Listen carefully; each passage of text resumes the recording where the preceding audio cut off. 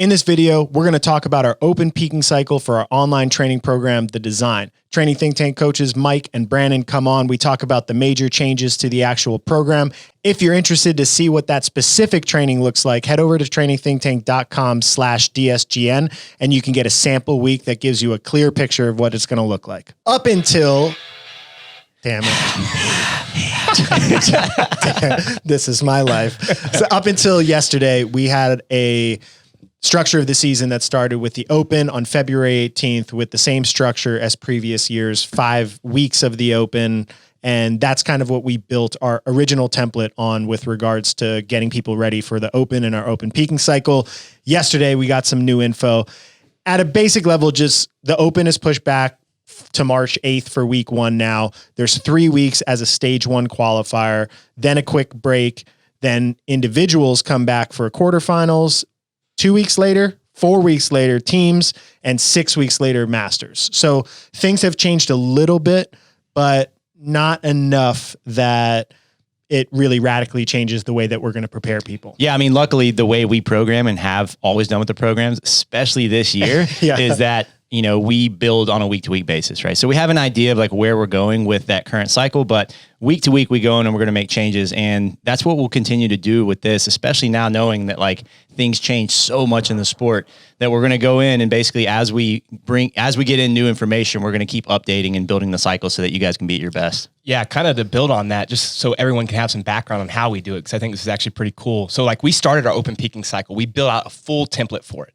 And then what we do week to week is we start plugging and playing with whatever the template says that we want to touch. Like here are the priorities for the Open, here are the priorities for Elite, here's the priorities for RX, whatever it may be. And then we put in the training that week based on the results that we get in the design and also based off of the info that we get. So this is a perfect example of how it kind of fits into the model that we train or that we write with, because the reality is everyone's going to do March 8th through the 22nd.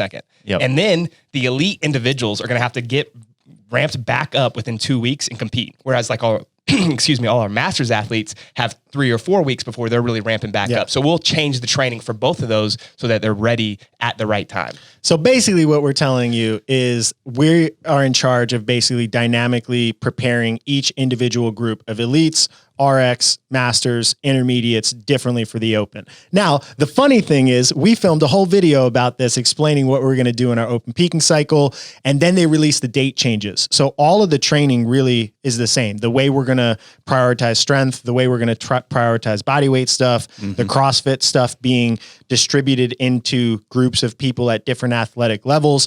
The things that don't make sense if you're watching this video are going to be that February 18th is the day we're going to compete. Now it's not. Pretty much everything else. So all the changes that we're making and upgrades to the design, which we're really pumped about, the way program is structured, the way each one of the coaches is in the groups, all that stuff is still relevant. And is there anything else we need to put in this before we get into it? I think we should just let them watch that video. Cool. Watch it. All right, let's go. Pull your computer closer. Enjoy the video.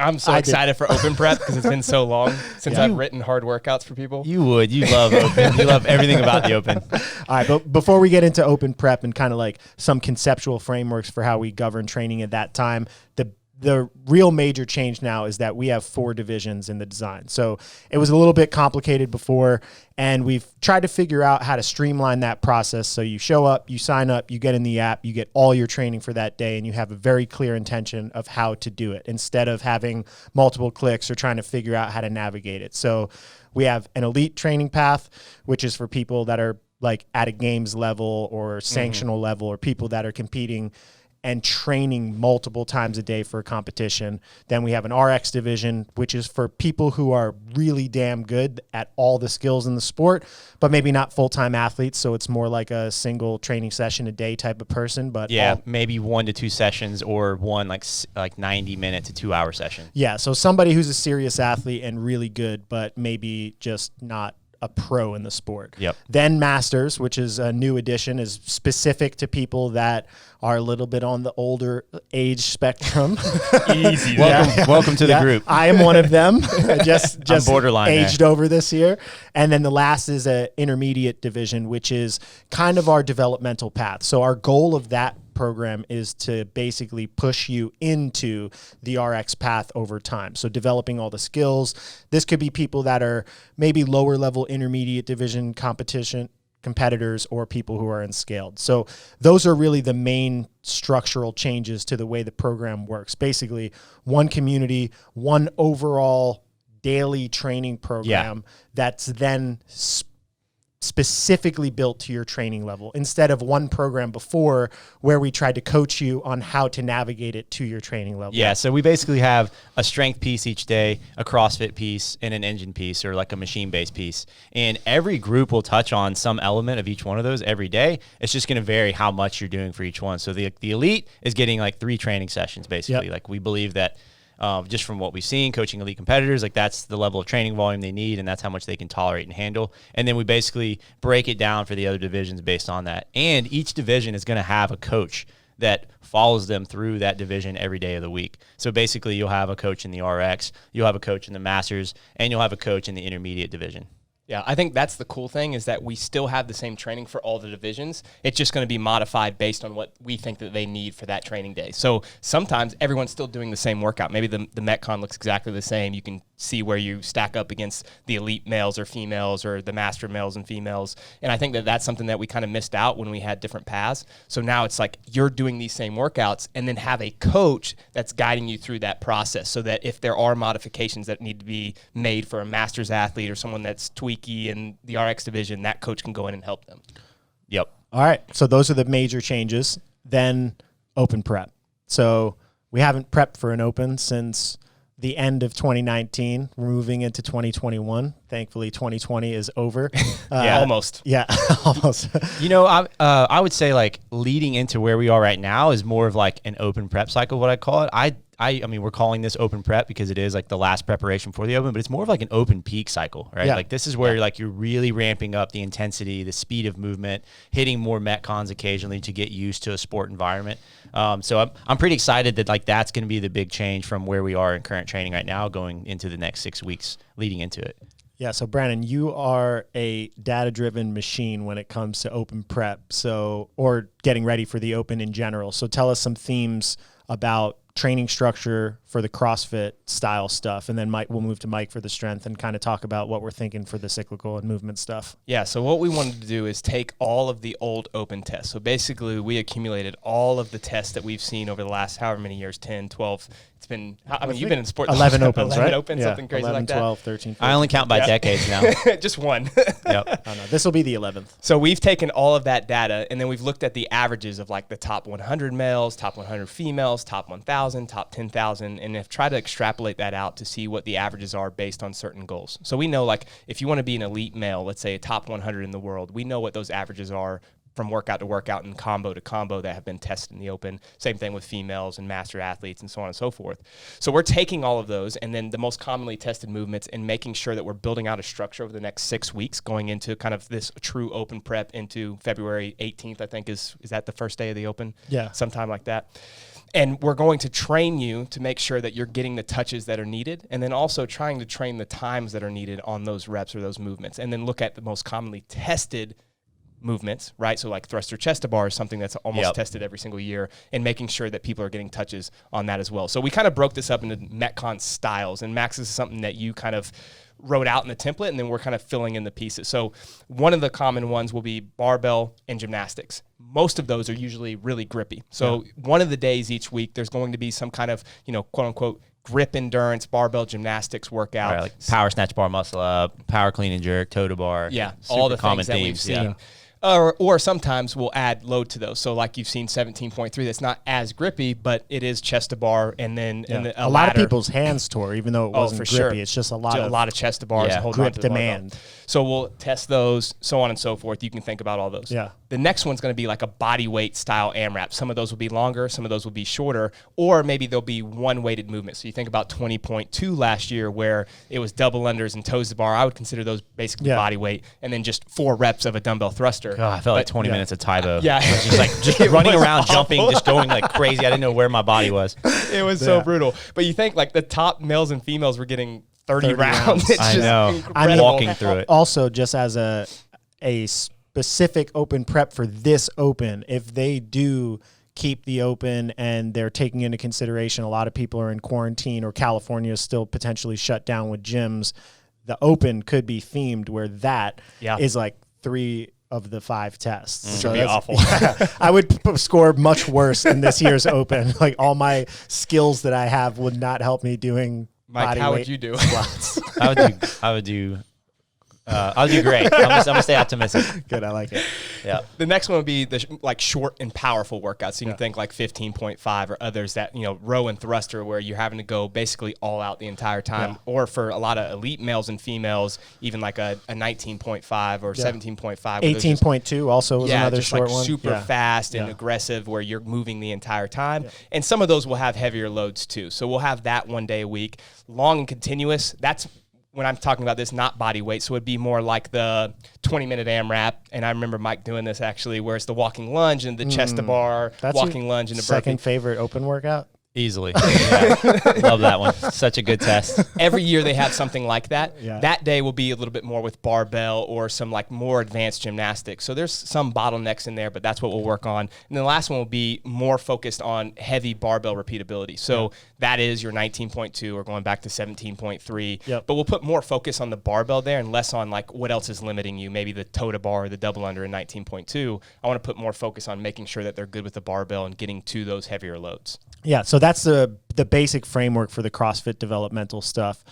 The strength portion of the design in the last training cycle, the one we're in currently, I wrote. And my thought process on this was I knew we were going into open prep. Open prep generally means we're going to use the barbell a lot more frequently. So a ton more linear patterning. So when I wrote it, I thought, okay, I want it to be more complex in terms of its movements, and I wanted to kind of set people up so what they move into linear stuff, their structure is really sound. So we did a lot of isometric gymnastics. We did one really heavy barbell specific day. The other 2 times the barbell was touched, it was also mixed with other gymnastics and bodyline stuff, and then one strongman specific day. When we get to the open, almost all of that becomes irrelevant. Yeah. So we kind of transition in, you're writing the strength. So what's the kind of change from that and kind of thematically what you're thinking in terms of how we get ready? Yeah, definitely less complexity in terms of like training positions, pauses, holds, that types of stuff, and just preparing you for sport and like all the big lifts that could potentially be tested. So snatch, clean and jerk, back squat, front squat, deadlift, strict press, like really any absolute strength lift and any like Olympic style lift. We're starting to ramp back up and get one more final touch of a strength cycle for these movements because, like you got to train them under fatigue, the heavier lifts, but you also never know like what kind of format could come out where you do need to just be comfortable with 1RMs. And I think just having constant exposure of knowing where all your numbers are leading into this training cycle will give you a lot of confidence in whatever form of a lift that comes out. You've tested all the movements, meaning like you don't want the open to be announced and the total comes out and you don't know what your strict press 1RM is. Yeah, you don't even know where to start, where to open. So I'm doing my best to create a mix each day of the week to make sure that we do get touches on this and we're hitting consistent linear progressions to again like hit one more good strength cycle leading into the open, because we're going to be doing a ton of Metcons and we don't necessarily want to make people weak through it all, right? We want to be smart though with like how much volume they're accumulating, etc. So Monday's going to look like snatch, back squat work. Tuesday is going to be shoulder to overhead focused, bench press and some advanced gymnastics. Wednesday will be clean and front squat work. And then Fridays will be snatch and clean and jerk, more speed focused with an emphasis on like strict press, deadlift work, absolute strength development there. And then Saturday is going to be just like a mix of like strongman work, more advanced gymnastics. This is going to be more volume for those of like in the elite category to just get a touch on like sanctional style movements, just to make sure that you're not going more than like a week at a time without missing certain things like rope climbs, sandbag carries, or whatever else. Also an opportunity too for like you to get just away from barbell patterns. If you're getting a little banged up through the week, you've got more strength work that you can do on Saturday that will help you just get away from the same patterns that you've been doing. So you're not like always feeling like you're training in a phone booth. Yeah. So something I'm in a phone booth, some prep. Yeah, some progressions I'm pretty excited about. Like on Monday is, we have like the typical like linear snatch progressions that we can do, but I also want to blend in a mix of like endurance work with it too, making sure that we're training the 1RM to develop while also training the ability to cycle higher percentages of that 1RM. So something you might see is like 5 singles at 75%, resting is needed between each one for quality. Then you're going to do 5 reps for time and 80%. So you're going to bump up percentage a little bit, and then you go back down to like maybe 80% again, just doing singles technical work. Resting is to full recovery between each rep, and then you're going to do 5 more reps for time as fast as possible at 80%. The next week it might be done on an EMOM format where you see like minutes 1 to 4 hitting 1 snatch single like 75-80%, and then minutes 5 to 8 you do a 3-minute AMRAP at 65 or to 80%. The percentage will vary. Just getting a mix of touch and go style work in and just repeatability. I think that's a super important thing for people to understand. When you get into the open, it does benefit you to be strong. I mean, if you look at Travis's or Noah's or Rich Froning or Frazier or whoever, the people at the top on male and female side are strong. Yeah. But the thing that they do that really separates them to score well is that they cycle percentages of those 1RMs at a much better level than other people. Because there's people in the, like, you would out clean somebody like Travis on 18.2A. But the squat speed and the burpee speed and the ability to do something like 19.2 is really where most of the score is driven. So I like that concept of, we're thinking of 1RMs being driven up, we're thinking of getting more technical, but we're also thinking of improving strength endurance. So it's kind of an open specific strength program with the barbell. Yeah, I think that we can be smart about, again, it's a group program. It's not written individual. So we can be smart about making sure that we are getting touches on all of it, right? Yeah. So if someone that, you know, would look at this and be like, I just need 1RM development, well, there's still going to be plenty of work for that. And then versus someone like me who's like, I just need percentage work and like repeatability, bang, there it is. Yeah, it's all of it. Yep. Cool. So that's the CrossFit strength. Then the cyclical stuff.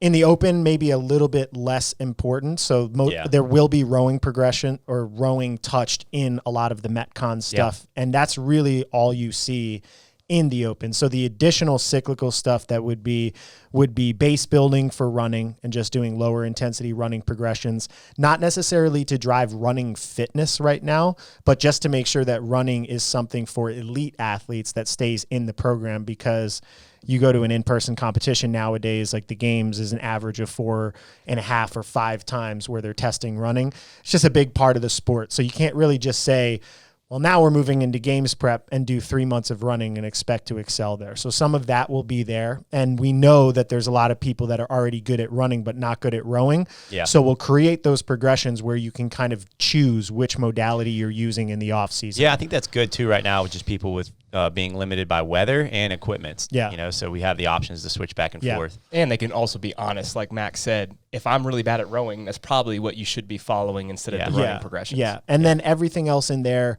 in that cyclical session will be a little bit more lower intensity. And then that's where we'll put additional just accessory work to keep your body healthier. You know, like when you start getting sport specific and pushing max effort and doing things really fast, that's really the time where people start getting achy and beat up. So we want to keep some of that in there just to make sure that the body stays healthy in the shoulders, hips, knees, and just do our best to kind of keep that last session for the elites a little bit more well-rounded movement-wise. You're handling a lot of stuff through the day, and I think it's a good session to hit at the end to kind of like unwind, to prepare to handle the same training stresses the next day. Yeah, so that's, if you think about what we just explained, the elites are basically following 3 training programs, a strength program, a CrossFit program, and a cyclical program, and doing 3 sessions throughout the day, where that cyclical one could almost be optional. You can choose to be 2 or 3. Yeah.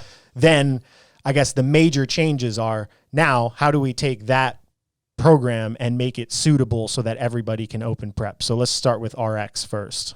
Yeah. So again, like we explained, this is for someone that maybe has less time in the day to train, not at the elite level, but is still wanting to potentially push into that elite level. So they're striving to continue to be competitive, want to go to bigger competitions in person, want to continue to excel in the open, and are willing to handle heavier loads, a little bit higher volume, but again, just don't have the ability to hit 3 sessions in a day. Yeah, it also could be someone like me who has all the skills and still wants to touch everything, but again, I don't want to spend 3 sessions throughout the day. Like I have work and other focuses that I have. That's 100% the path, or like the division that I'm so going to follow. So you could have elite capacity, yes, but not be following the elite program and just be an RX athlete. And that's going to be, for some people, maybe an ego check, because you're like, oh, I'm elite. And it's like, yeah, you can be elite and you can be putting up elite scores, but we're just thinking of this more as a categorization system to say, okay, you're just not a pro athlete. Yeah. Maybe in the future, I think we really change that to pro. To help with this, the problem is that people come in and they see 3 programs and then they feel obligated. I have to do it all, you know? Yeah. And it's not I mean, ego, yeah or not, they just don't want to feel like they're not doing everything that they're supposed to. Yeah. We're telling you right now exactly which one to pick so that you can just feel confident knowing like this is the training I need to follow. Yeah, you're going to get the preparation that fits who you are, your lifestyle, what you want out of it. Yeah. So this one is not really a performance differentiation so much as is a lifestyle differentiation. I would say most of what's in the RX division will be exactly the same except the time difference, right? So the volume basically. Yeah. A lot of the same, the strength work's going to be very similar. The CrossFit work is almost going to be the same every single day. It's just the overall volume is being condensed as opposed to those 3 sessions. What about the wisdom division? I like that. The I wisdom like that. division. I was getting called out a lot for calling it decay, and I was like, all right, I got to come up with a better name for that. I was like, forgot maybe you it's said like that. a graceful slowing down. I was like, or you could just say you're getting wiser. Yeah. But does wiser really indicate you're They're getting talking wiser? about the Masters division, if people are wondering. I feel so wise today. All right, so the Masters division, some of the common themes that you'll see with Masters athletes is you can't keep up with the contraction volume and total amount of intensity. Or you shouldn't. Yeah, Or you shouldn't. or That you may be shouldn't. another Yeah. thing that people need to look at. Yeah, and that generally movement speed starts to deteriorate as you get older. And I know that sounds like I'm hating on older people, but if you look at all of the scientific body of literature and just open your eyes and watch a young, like a 15-year-old move versus a 50-year-old move, like one of the key differentiators is speed of motion, even speed of walking, getting up, moving, bending over. And this is true in every sport too. So Yes. we're not just talking about CrossFit, just in general. Yeah, so we're not picking on older people. We're just saying the training should be optimized to say, okay, well, if movement speed is going to be one of the things that deteriorates, and that's one of the key variables to make you a better athlete in the sport, then let's train it instead of doing long continuous metcons where it almost benefits you to move slower and grinding and take shorter rests and just kind of move through it. We're going to change some of the structure of those metcons to make them more EMOMs, more intervals, more speed, and a little bit less just, okay, get in and hit this workout for time. And we'll still have that, but just less total amounts per week. Yeah, I mean, one of the main things I'm most excited about this edition is that, like, I don't want Masters to be an afterthought anymore. So that's how you see it in a lot of programs is like, here's the main workout and let's just change it. Just, you know, just change just the make weight. it easier. Yeah, just make it lighter. Right? So like, I want to, now that we have the ability to go in and put more thought into it and like, just give a good opportunity and avenue for Masters athletes to have a good, consistent training program where they feel like it's catered to them, specific to their needs. I think it's just going to be a lot of fun and actually having a coach in there to help with that. Yeah, and I honestly, like, these changes are made and they also resonate with like my soul and what's happening to me, because I actually feel like in my current training right now, I'm doing EMOMs, intervals, and I'm like, man, I feel so much better. And like the desire to go intensely is starting to come back. I'm like, man, maybe I was just stubbornly hanging on to the fact that I wanted to keep up with younger people for too long. And it actually was a negative for me. And I should have shifted into a more, okay, what's the optimal way to train, knowing that I have limited energy resources and my hormones aren't the same as when I was younger. No one wants to be the 40-year-old at the nightclub. Yeah. Maybe. Yeah. Somebody Thanks for does. explaining your decaying process. Man. Yeah, I'm pumped for it. The last thing I touch on there is you said it yourself. It's optimal for you now, right? Yeah. Like, so it's not just, we're going to reduce volume because we think that's what they need. Yeah. We're trying to give them the best possible program to allow for progress as we move into the open. And longevity. I mean, the reality is Masters athletes are doing this because it's a passion. Right. They love doing it. They love the challenge. They love progressing. It makes you feel good. You're not getting paid. I mean, how many Masters athletes in CrossFit are getting paid to be sponsored athletes? And almost none. Yeah. Maybe 3 total worldwide. Yeah. If you know that's the case and you love it, having a training program that factors in maintaining your health as much as possible so that way you can keep hitting it hard throughout the years and throughout the different styles of training cycle, I think is a better, longer term approach. For sure. Yep. All right, last division, Yeah. intermediate. This is where we'd classify Brandon. Yes. It's probably where I should be. To me, this is one of the I know all of us have disagreements, like Masters is a huge passion for you. Yeah. I love this because now we are able to develop the skills that are needed for the sport without always having to just say, oh, just modify this like we have been doing. Yeah. So basically our intermediate division is what I would consider the developmental division to get you from, I don't have muscle ups, I don't have strict handstand push-ups, or I can't string those together, or I'm not strong enough, to the RX division at some point if that's a goal. Or for some people, it's just like, I just want to learn the skills of the sport and have fun in this division. Yeah. But this is going to allow us to be able to put more focus on, instead of it just being scale from muscle up to, jumping muscle up. yeah, something like that. We're actually going to help you build those skills, which I think that we kind of missed out on in the previous program that we had. And without being completely detached from the current training for the day, right? So yes, like there will be changes based on the daily workout that's shown, but it's not going to be like you're over here in this separate box. We still want you involved in the community. We're just got a more developmental program that's going to help you